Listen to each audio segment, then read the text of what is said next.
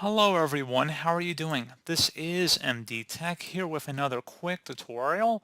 In today's tutorial, I'm going to show you guys how to hopefully resolve if you're having issues connecting to Grand Theft Auto 5's online servers. It's not working or loading properly, maybe acting very slow or buggish, or you might be getting very low frames per second.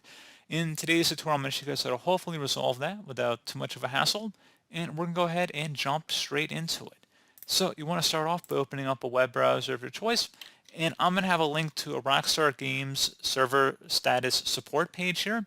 And you might have to check back on this page every few minutes, or at least, maybe after 15 or 20 minutes after you first experience the problem, and see if it's reporting any sort of service issues or disruption on this page. So I'd recommend checking here first. And if you're having an issue and it's not reporting any issues on the server side, something else we can take a look into as well would be to open up the search menu, type in CMD, press match should come back with command prompt, right click on it and select run as administrator. If you receive a user account control prompt, select yes. And now into this elevated command line window, type in ipconfig space /flush DNS. Flush DNS should all be one word attached to that / out front. Hit enter on your keyboard. Should come back with Windows IP configuration successfully flushed the DNS resolver cache. Now you want to type in netsh space winsock, WINSOCK, space reset. Once again, exactly how you see it on my screen. Hit enter.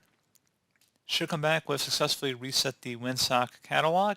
You must restart the computer in order to complete the reset. Go ahead and close out of here at this time and then restart your device.